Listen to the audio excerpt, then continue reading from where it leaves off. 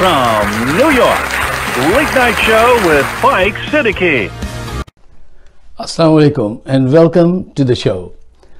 साहिबों, ये हकीकत है कि बाज़मीर लोग हमेशा बहादुर होते हैं और वो छुपते नहीं हैं, वो डरते नहीं हैं अपनी बात कहने से। इस्लामाबाद में वाक़ सिंध हाउस में छुपे हुए 24 अरकान असम्बली ने, जिनकी हिफाजत पे सिंध से आए हुए 400 पुलिस ऑफिसर्स जो हैं उनको प्रोटेक्ट किए हुए हैं, उन्होंने भांडा फूटने के बाद कहा है कि वो तो यहाँ पे अपना ज़मीर बचाने के लिए छुपे हुए थे ताकि उन्हें कोई अगवा न कर ले और कहीं उनसे उनकी मर्जी और ज़मीर के खिलाफ वोट न डलवा दे, इसलिए हम यहाँ छुपे हुए थे। बहुत खूब, बहुत खूब। देखिए, अब वक्त आ गया है कि वफाक कोई एक्शन ले इन बेज़मीर लोगों के खिलाफ। अदालत कहाँ है, उसको नजर नहीं आ रही। ये हेडलाइन पूरी दुनिया में चल रही, पूरी दुनिया देख रही है। बल्कि जो नहीं देख रहे हैं, आपको याद होगा बिलावल भुट्टो ने शिकायत की थी कि हम अमेरिकन प्रेसिडेंट से कहेंगे कि जनाब देखिए, जो इमरान खान अंकिल जो हैं वो नुकसान पहुंचा रहे हैं डेमोक्रेसी को इन पाकिस्तान। तो अब उनको बुला के कुछ अमेरिकन इंस्टीट्यूशन, ब्रिटिश इंस्टीट्यूशन को बुला के दिखाइए कि देखिए साहब, यहाँ पे इन्होंने कैसे भेड़ बकरियों की तरह लोगों को लाके बांधा है, कैसे पैसे दिए जा रहे हैं, कैसी जमहूरियत चल रही है। एक खातून ने बताया उन्हें 7 करोड़ मिले हैं। 2 साहब अरकान असेंबली ऐसे थे, वो नशे में बिल्कुल धुत थे। उन्होंने कहा हम तो अपने ज़मीर की आवाज़ पर यहाँ छुपे बैठे हैं, वक्त आने पे अपनी आवाज़ उठाएंगे। अच्छा, देखिए, डॉलर्स के डब्बे लेकर, पैसी बड़ी कैश रकम लेकर सिंध से इस्लामाबाद आ रहे हैं। 400 पुलिस वहां पे मौजूद हैं। सौदेबाजी हो रही है, खुल के नंगापन हो रहा है, सबको नजर आ रहा है, लेकिन मीडिया खामोश रहेगा। क्यों? आपको पता ही है, खरीदा बिका हुआ मीडिया है। अच्छा, अदालतें क्यों खामोश हैं और डिसीजन मेकर्स क्यों खामोश हैं? सिंध में गवर्नर राज नाफिज होना चाहिए, बहुत पहले होना चाहिए था। अगर आप डर डर के पॉलिसीज बनाएंगे ना छोटे सूबों के साथ, तो वो आपको डर डर के ब्लैकमेल, डरा डरा के ब्लैकमेल ही करते रहेंगे। फिर आप इसके लिए तैयार रहिए यार, कब तक डरेंगे आप? Be brave. ऐसा थोड़ी होता है कि वो जो जी चाहे करते फिरे और आप हमेशा अरे हालात खराब। कोई हालात खराब नहीं होंगे। भुट्टो साहब की शहादत के वक्त कोई हालात खराब हुए थे? बेनजीर चली गई, हालात कितने खराब हुए थे। ये चले जाएंगे, हालात खराब होंगे। आपके अंदर एक खौफ नफ्सियाती तौर से हमारे सिंध के पॉलिटिशियन ने ऐसी चालाकी होशियारी से बिठाया है कि वो जब जी चाहता है वो कार्ड दिखा के ही आपका पित्ता साफ कर देते हैं। भुट्टो मरूम ने कहा था, खौफ एक छोटा सा कीड़ा होता है, उस पर अगर पाँव रख दो तो मर जाता है और अगर पाँव हटा लो तो वो बड़ा होता जाता है, ड्रैगन बन जाता है, वो आपको डराता है। अच्छा, एक और मज़ेदार बात सुनिए। एक जर्नलिस्ट ने छुपे हुए एक रुकन असेंबली से पूछा कि आप अपनी ऐसी हरकत कर रहे हैं कि आप यहाँ आके छुप गए, शराबें पी रहे हैं और मौज मस्ती और पैसे ले रहे हैं और फिर आप वोट देंगे हुकूमत के खिलाफ, हुकूमत की तरफ से आप पीटीआई की तरफ से इलेक्शन लड़े थे। तो उसने क्या जवाब, और फिर नेक्स्ट टाइम आपको लोग वोट नहीं देंगे। तो उसने पता है क्या कहा? ये भी कौम की नफ्स पे हाथ रखे हुए हैं, इनको पता है मैं एक ऐसी बेवकूफ कौम मिली है कि हम जो जी चाहे करते फिरे। उसने कहा कोई बड़ी बात नहीं है, 3 दिन के बाद लोग भूल जाएंगे, हम फिर जाएंगे, वो हमें फिर वोट दे देंगे। और ये हकीकत है, कौम की मेमोरी इतनी शॉर्ट है। इसीलिए कहते हैं इल्म और शऊर, मकसद ये डिफाइन होना चाहिए और बार बार इसको बताना चाहिए माशरे में। जब ये सूरत हाल हो जाए कि बिक रहे हैं, मंडी लगी हुई है, छांगा मांगा से ये सियासत उसने शुरू की थी नवाज शरीफ ने, आज ये सिंध हाउस इस्लामाबाद में फल फूल रही है। सब देख रहे हैं, सब खामोश हैं।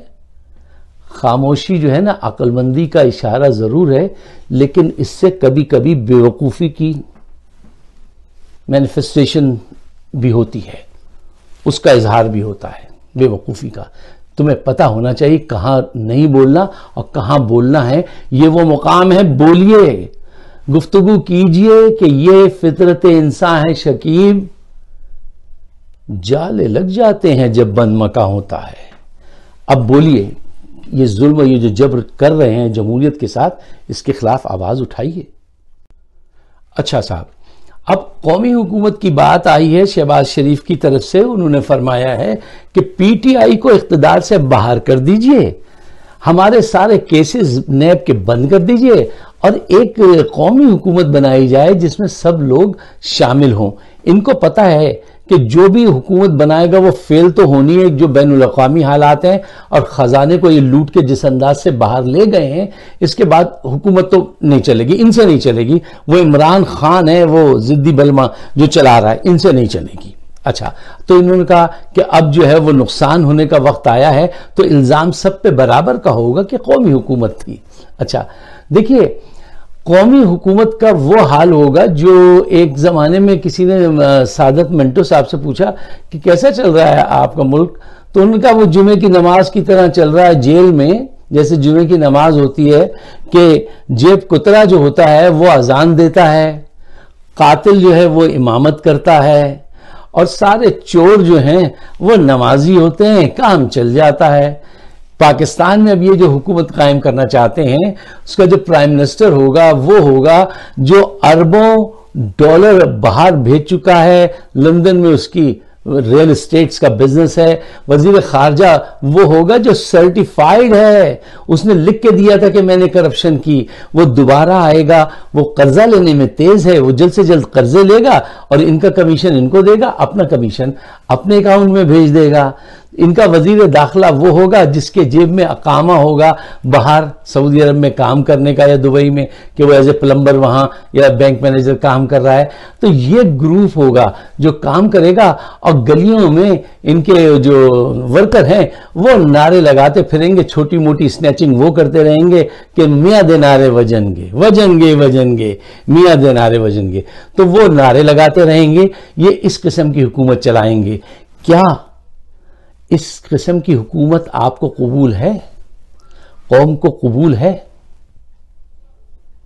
कबूल नहीं होनी चाहिए। ये जो घेरा डाल रहे हैं शहबाज शरीफ, क्या ये आसिफ जरदारी को करीब लाने के बाद उसका पेट फाड़ के, इन्होंने कहा था रकम निकालेंगे लोगों के कदमे में डालेंगे, इसलिए ला रहे हैं? या मौलाना ने वादा किया था इस्लामी निजाम नाफिज कराएंगे, क्या ये उसकी कोशिश कर रहे हैं? ये किसी चीज की इनमें दोनों कामों से कोई कोशिश नहीं कर रहे हैं। ये सिर्फ एक कोशिश है कि किसी तरह से इन पे बने मुकदमात खत्म हो जाएं, हुकूमत रुखसत हो जाए, इनको दोबारा लूटने का मौका मिल जाए। अब इस मरतबा जरा हेसिटेशन है, डर रहे हैं लूटते हुए, इनको पता है कि बहुत बुरा अंजाम होगा।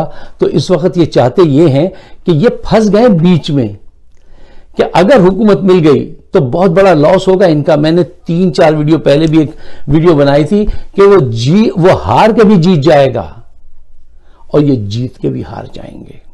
और मैंने उस पर आपको I give you some good rational कि भाई इस बुनियाद पर मैं ये बात कह रहा हूं। अभी तो ये सब दोस्ती यारी इनकी चल रही है ना कि तेरा गम मेरा गम, मेरी जान तेरी जान, ऐ मेरे यार। अभी देखिएगा अगर हुकूमत इनके हाथ आई तो ये क्या करेंगे। अच्छा, एक दूसरे पे अभी भी इनको एतबार नहीं है। मसलन आप देखिए, काफ लीग जो है वो नून लीग की गारंटी जरदारी से मांग रहे हैं और MQM जो है वो जरदारी की गारंटी नून लीग से मांग रहा है। मुल्ला जी और ये जो है क्या नाम है नून लीग वाले, वो एक दूसरे से अपनी गारंटी मांग रहे हैं और मुल्ला जी की गारंटी उनके घर वाले भी नहीं दे रहे हैं। क्यों? एक दफा ये किताब में है ये वाकया कि मुफ्ती मरहूम मुफ्ती महमूद साहब जो थे वो MNA के वो 9 सितारों की मीटिंग की वो होती थी, उनके घर पे मीटिंग होती थी, तहरीक चली हुई थी। तो ये जब कमरे में दाखिल हुए तो वो खामोश हो जाते थे। तो जर्नलिस्ट ने पूछा, साहब ये आता है आपका बेटा, तो आप खामोश क्यों हो जाते हैं? तो उन्होंने कहा ये मुखबर है, ये बाहर जाके हमारा खबर बेचते हैं, ये बाहर जाके लोगों को पैसे लेके हमारी खबर बेचता है। मुफ्ती साहब भी इस पे ट्रस्ट नहीं करते थे और सब एक दूसरे से क्यों एक दूसरे को पता है कि सब क्रुक लोग हैं, लेकिन गारंटी मांग रहे हैं और अवाम से चाहते हैं कि अवाम इन पे भरोसा करे। तो अवाम इतनी मासूम नहीं है। जो जलसा होने वाला है इस्लामाबाद में, मैं आप सबसे रिक्वेस्ट करूंगा, पाकिस्तान में आप जहां पे भी हमारा प्रोग्राम सुनते हैं, कि इस जलसे को ऐसे मिसाली जलसा, इतना बड़ा कामयाब जलसा बनाइए कि जो एहसास पैदा कर दे कि असल सच के हक के साथ कौन है और झूठे और मक्कार लोग कौन है। ये जलसा उसका फैसला करने में बहुत बड़ी मदद करेगा। आप सब उसमें जरूर शिरकत कीजिएगा। मुझे बड़ी बेचैनी से उसका इंतजार है। अपनी दुआओं में याद रखिए और अपने कमेंट से जरूर नवाजिए। पॉसिबल हो तो हमारा यूट्यूब चैनल है फाइक सिद्दीकी शो, उसको जरूर सब्सक्राइब कीजिए। बड़ी इनायत, शुक्रिया, खुदा हाफिज।